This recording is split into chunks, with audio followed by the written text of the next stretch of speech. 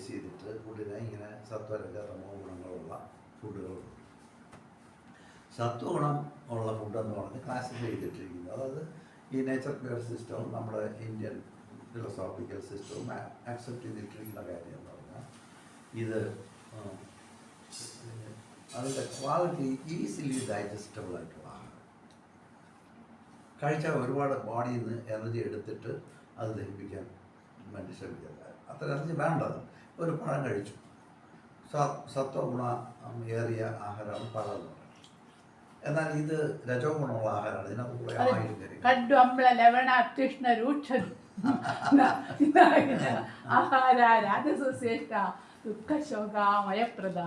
കാര്യം പുളി, രസം, ഉപ്പ്, ഇതെല്ലാം കൂടുതലുള്ളതാണ് രാജസിച്ച്. എല്ലാവരെയും ചേർത്ത് പുലവി കഴിയാൻ കഴിയും. ഉച്ഛിഷ്ടമപി രാമേത്യം ആഹാരം താമസപ്രിയം. സമയം കഴിഞ്ഞതും ഗതരസം അതിന്റെ സത്തെല്ലാം പോയതും പൂതി പരീക്ഷിതത് ഒന്നും കൊള്ളാത്ത ആ വസ്തു.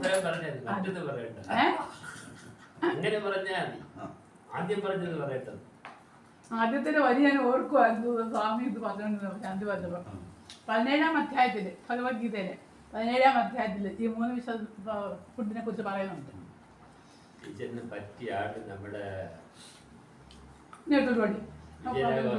അല്ല ഇത് തീരട്ടെ, ഇത് തീരട്ടെ. അല്ല ഇത് പറഞ്ഞു തീരട്ടെ.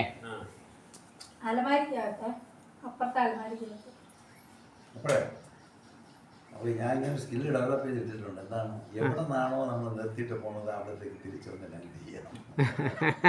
അപ്പോൾ അത് ഈ സ്ട്രീറ്റ് ഡോഗ്സിൻ്റെ കൂട്ടാണ്.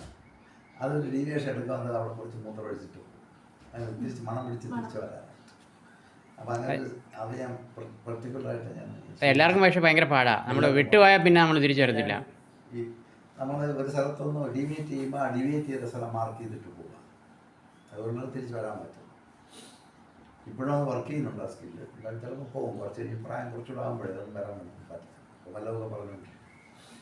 അപ്പോൾ ഇങ്ങനെ ഇത് പറഞ്ഞല്ലേ, ടീച്ചർ പറഞ്ഞത് തന്നെയാണ് അതിൻ്റെ.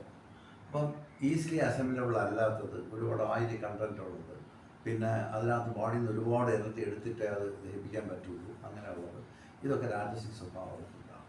മറ്റേത് താമസിക സ്വഭാവം എന്ന് വെച്ചാൽ പെട്ടെന്ന് കഴിച്ച ഉറക്കവും വരും.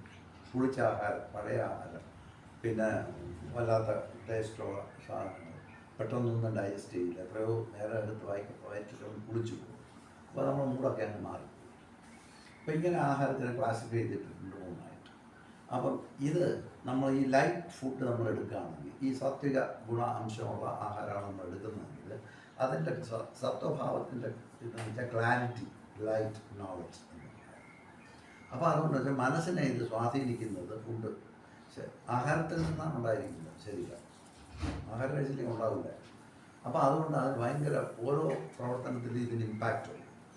അപ്പോൾ നമ്മൾ കഴിക്കുന്ന ആഹാരം സാത്വികാംശം ഉള്ള ഗുണം ഉള്ള ഫുഡാണ് നമ്മൾ കഴിക്കുന്നതെങ്കിൽ അത് പെട്ടെന്ന് ഈസിലി ആരോഗ്യ സുഖപ്രീതി വിവർധനാഹ ആഹാര സാത്വിക പ്രിയ സാത്വിക ആഹാരം അത് ഭയങ്കര ഈ പ്രാക്ടീസ് നമ്മുടെ ആയുസ്സിനെയൊക്കെ വർദ്ധിപ്പിക്കുന്നത്, ആയുസ്സത്വം, ബലം, ആരോഗ്യം ഇതൊക്കെ തരുന്നതാണ് സാത്വികമായ ഫുഡ്. അതിൻ്റെ ഒരു സിമ്പിളായിട്ട് നമ്മൾ അത് ഈ പറഞ്ഞ കാര്യം നോക്കുകയാണെങ്കിൽ, ഇപ്പോൾ നമ്മൾ ഹെവി ആയിട്ടൊക്കെ വലിച്ചു വാരി തിന്നിരിക്കും, ക്വാണ്ടിറ്റി തന്നെ. സത്വഗുണാംശമുള്ള ആഹാരം നമ്മൾ കണ്ടമാനം വലിച്ച് വാരി തിന്നുകയാണെങ്കിൽ നമുക്ക് ഉറക്കം വരും. അത് കഴിഞ്ഞാൽ ഉറങ്ങുന്നത്. അപ്പോൾ അതിൻ്റെ ക്വാണ്ടിറ്റി, അതിൻ്റെ ക്വാളിറ്റി, ഇത് രണ്ടിനെയും ബേസ് ചെയ്തിട്ടാണ്. പഴം തന്നെ നമ്മൾ വാങ്ങിച്ചുള്ള ഒരു പഴമൊക്കെ ഇങ്ങെടുത്ത് തന്നെ തിന്നാമെന്ന് വിചാരിച്ച് കഴിഞ്ഞാൽ നമ്മൾ പെട്ടു. അത് സത്വഗുണമായിട്ട് വർക്ക് ചെയ്തിട്ടില്ല. അതിൻ്റെ ക്വാണ്ടിറ്റി അധികരിച്ചിരിക്കുന്നത് കൊണ്ട് അതിൻ്റെ ഗുണം മാറും. അപ്പോൾ ഈ പറയുന്ന സത്വഗുണാംശമുള്ള ആഹാരം നമ്മൾ കഴിക്കുമ്പോൾ അത് നമ്മുടെ മൈൻഡിനെ ഇൻഫ്ലുവൻസ് ചെയ്യുന്നത് ക്ലാരിറ്റി മെയിൻ ഉണ്ടാകും. കാരണം വയറ്റിനകത്ത് വയറ് ഒഴിഞ്ഞതുപോലെ ഇരിക്കും. ഡൈജസ്റ്റീവ് പ്രോഗ്രാം ഷട്ട് ഡൗൺ ചെയ്യും. വലുതായിട്ട് നടക്കില്ല. കാരണം അത് പെട്ടെന്ന് തന്നെ ദഹിപ്പിച്ചെടുക്കുക. അരമണിക്കൂറിൽ ഇതൊക്കെ അങ്ങ് പോയി കഴിയും.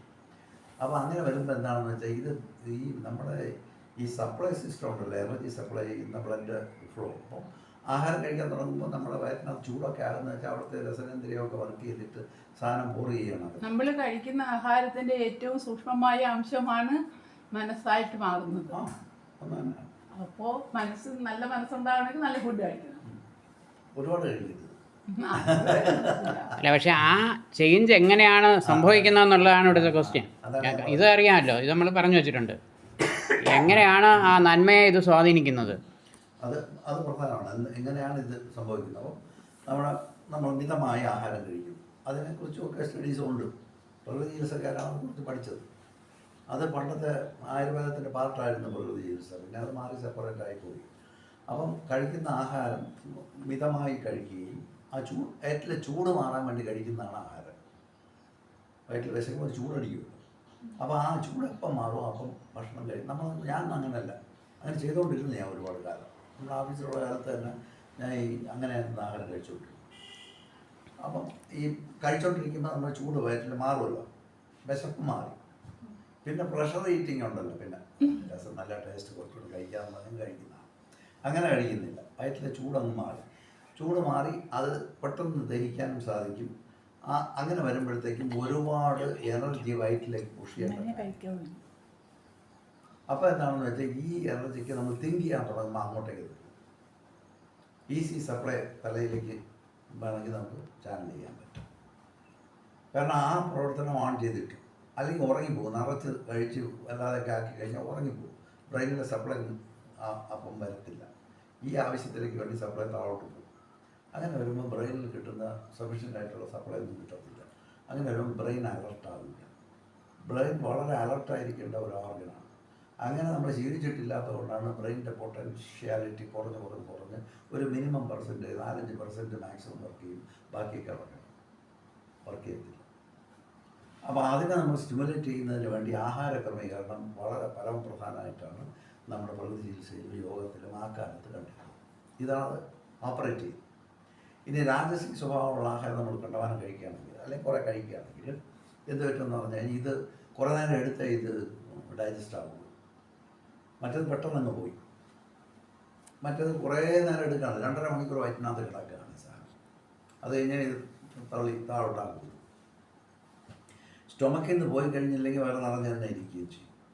അപ്പോൾ അങ്ങനെ ഹെവി ആയിട്ട് വയറിലിരിക്കുകയാണെങ്കിൽ ഉറക്കം വന്നുകൊണ്ടിരിക്കും ചെറുതായിട്ട്. അങ്ങനെ ഈ എടുക്കുന്ന ആഹാരത്തിൻ്റെ ക്വാളിറ്റി അനുസരിച്ച് നമുക്ക് ഭാവത്തിനും അപ്പം അതിനെ നമുക്ക് റെഗുലേറ്റ് ചെയ്യേണ്ടത് അന്വേഷകനായാലും എന്തെങ്കിലും കാര്യത്തിൽ നമ്മൾ അതുകൊണ്ടല്ലേ നമ്മൾ കോൺസെപ്റ്റ് ചെയ്ത് വർക്ക് ചെയ്തുകൊണ്ടിരിക്കുമ്പോൾ ആഹാരം കഴിക്കുക എണ്ണിച്ച് പോകുന്നില്ലല്ലോ. ഇല്ല, ചുമ്മാ ഇരിക്കുമ്പോൾ ആവശ്യം പോലെ കഴിക്കത്തില്ല. വർക്ക് ചെയ്തുകൊണ്ടിരിക്കുകയാണ്. വിശപ്പൊന്നും അറിയുന്നില്ല. കാരണം വെച്ചാൽ ഇവിടത്തെ പ്രോഗ്രാം അല്ല ഓണാക്കിയിട്ടിരിക്കുന്നത്, വേറൊരു സ്ഥലം ഓണാക്കിയിട്ടിരിക്കുക. അതിന് വേണ്ടിയുള്ള സപ്ലൈ സ്റ്റഡി ആയിട്ടുള്ള സപ്ലൈ അങ്ങോട്ട് പൊട്ടിക്കൊണ്ടിരിക്കുക. അത് കഴിഞ്ഞ് നമ്മൾ 2 മണിക്കൂർ 3 മണിക്കൂർ കഴിഞ്ഞിട്ടാണ് ഓർക്കുമ്പോൾ ഇത് കത്തുമ്പോൾ ഇരിക്കുകയും ചെയ്യും. പെട്ടെന്ന് സ്വിച്ച് ഓവർ ചെയ്തു. ഡൈജഷൻ ആഹാരം കൊടുക്കണം. ഇനി താമസിക ക്വാളിറ്റിയുള്ള ആഹാരമാണ് കഴിക്കുകയാണെങ്കിൽ അത് പ്യൂരിഫൈഡ് ഫുഡാണ്, പഴയ ഫുഡാണ്, ഇരുന്നിരുന്ന് ഇതായതാണ്, പ്യൂരിഫൈഡൊക്കെ ആകാൻ തുടങ്ങുന്നതാണ്, നാറ്റമുള്ളതാണ്. ഭയങ്കര നാറ്റമുള്ള ആഹാരമുണ്ടല്ലോ, മീനകത്ത് ഇതെല്ലാം. അങ്ങനെയുള്ള അത്തരം ആഹാരം നമ്മൾ ഒരുപാട് പഴങ്ങഞ്ഞി കുടിച്ചാൽ ഉറങ്ങിപ്പോകുന്നു പറഞ്ഞു. പഴങ്ങഞ്ഞി ഇല്ല വീടുകളിൽ. പക്ഷെ നമ്മൾ പഴങ്ങഞ്ഞി കുടിക്കാൻ അതല്ല, ആദ്യം കിടന്ന് ഉറങ്ങിയിട്ടാണ് എനർജി പിന്നെ വരുന്നത്. പഴങ്ങഞ്ഞി കുടിച്ച് കുറച്ച് നേരം കിടന്നിട്ട് റെസ്റ്റ് ചെയ്തിട്ട് പിന്നെ എണ്ണിച്ചാൽ നല്ല എനർജി ആയിരിക്കും. പെട്ടെന്ന് അത് ഡൈജസ്റ്റ് ചെയ്യാനുള്ള പോസിബിലിറ്റി. കാരണം ആൾറെഡി ഫെർമെൻറ്റഡാണ് കുറച്ച്. പക്ഷേ അതിനകത്ത് നമ്മുടെ സിസ്റ്റം അത്ര ക്ലിയർ അല്ലെന്നുണ്ടെങ്കിൽ ഈ ആസിഡൊക്കെ കൂടെ പോർ ചെയ്യുമ്പോഴത്തേക്ക് അതിനകത്ത് കൂടുതൽ ആസിഡിക് ആയിരിക്കും. അപ്പോൾ ഗ്യാസൊക്കെ പ്രൊഡ്യൂസ് ചെയ്യും, നിമിഷ്ടമൊക്കെ വരും. നല്ല ഹെൽത്തിയായിട്ട് ജോലി ചെയ്യുന്നവർക്ക് അത് നല്ലതാണ്. രാവിലെ എണ്ണിച്ച് മറ്റേ ചക്കപ്പുഴുക്കും മറ്റേ സാധനങ്ങളൊക്കെ ഉണ്ടല്ലോ, ഇതെല്ലാം കൂടെ കഴിച്ച് പഴങ്ങനെയൊക്കെ കുടിച്ച് കഴിഞ്ഞാൽ നല്ലതായിട്ട് പോകും. അപ്പോൾ ഇങ്ങനെ നമ്മൾ കഴിക്കുന്ന ആഹാരത്തിൻ്റെ നേച്ചർ അനുസരിച്ച് നമ്മുടെ മൈൻഡിൻ്റെ ക്വാളിറ്റിക്ക് വ്യത്യാസം. അതിൻ്റെ സയൻസ് ഇതാണ്. അപ്പം നമുക്ക് എന്താണ് ചെയ്യുന്നതിനനുസരിച്ച് ആഹാരം കഴിക്കണം. എന്തിനാണ് നമ്മൾ ഏർപ്പെടാൻ പോകുന്നത്? അല്ലാതെ സാത്വിക ഇപ്പോൾ നല്ല കൂലിവേലയൊക്കെ ചെയ്ത് ജീവിക്കുന്ന മനുഷ്യന് സാത്വിക ആഹാരം കൊടുത്തവൻ ചത്തു. കണ്ടവനെ നേരം നിന്നിട്ട് അവൻ ജോലി ചെയ്യുകയാണ്.